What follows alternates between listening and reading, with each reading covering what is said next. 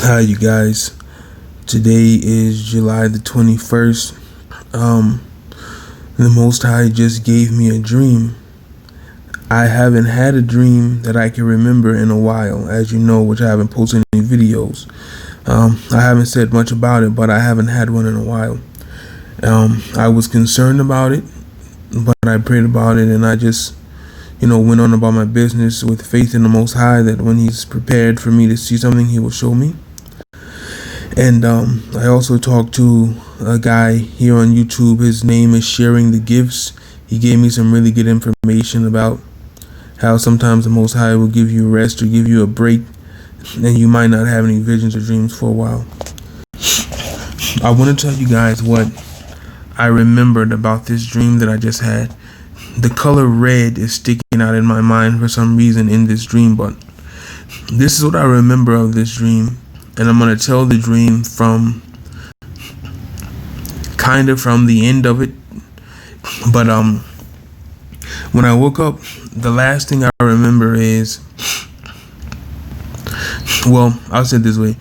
I was in the house. I was in the house and I heard a knock on the door. So I went to what I thought was the back door and I opened it. And some people, like a person, was at the door. I said something or gave them something, and we had a few words and they left. Someone else knocked on the door. I opened the door, and I said something or gave them something, and they left. And I think a third person knocked on the door. I remember there were people kept coming and knocking on the door, and I was giving them something, and or telling them something. And the last group that came to, it was like individuals that were coming to the door. The last people that came to the door were these two little black kids. It was a little black girl and a little black boy. They looked like they were 5 or 6 years old. They were holding hands, and they knocked on the door. I opened the door, and I said, I can only remember what I said to them. I said something to them like, good.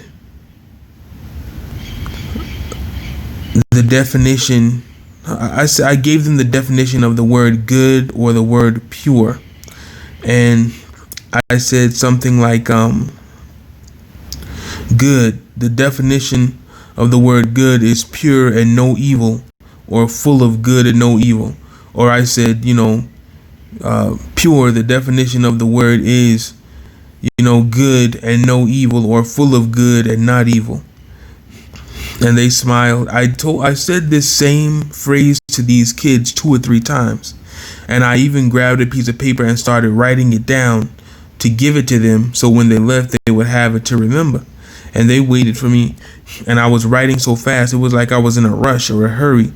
I was writing so fast, it was just scribble. I couldn't really read it. I knew they wouldn't be able to read it, so I just threw the piece of paper aside, and I said the same thing to the children again. I told them the definition of good or pure is pure and no evil, or full of good and no evil. I think I was giving them the definition of pure, full of good and no evil, or something like that.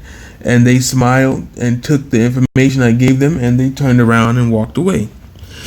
So after that, I closed the door and I turned around and walked back into this house, and I opened up. I thought I was at the back door, but I was actually opening the side door every time. People were knocking on the side door, not the back door.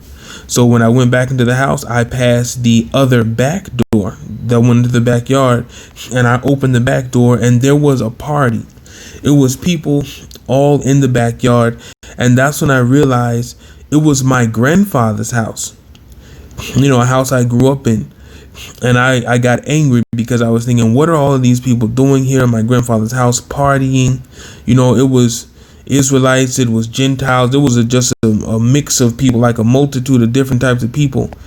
And I got angry. I began to get angry, and I was like, I'm gonna throw all of these people out of here.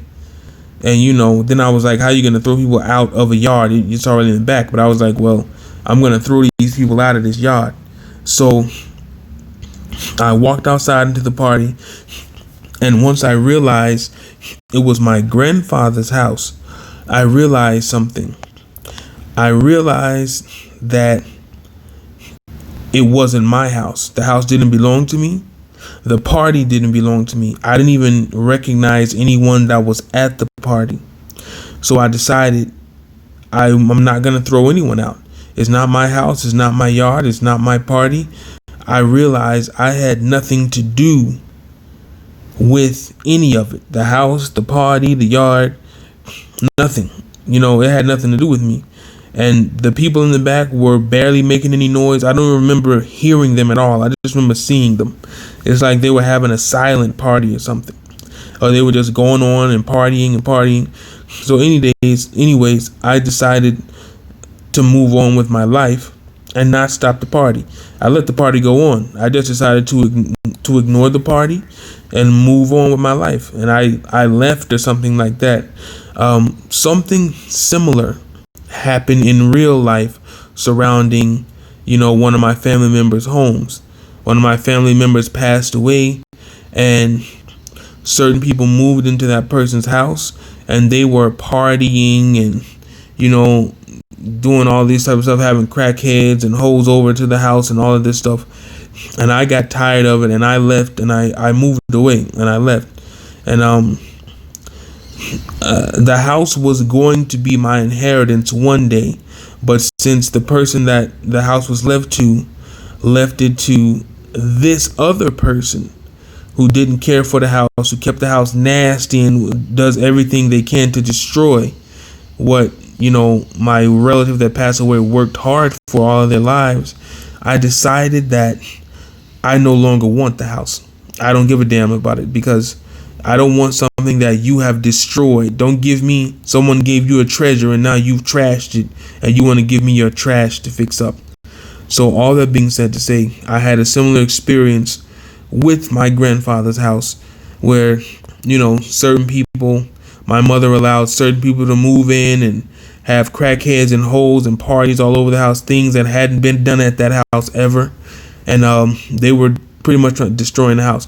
All that being said to say, I moved, and at this point, I don't care about the house. I have nothing to do with it.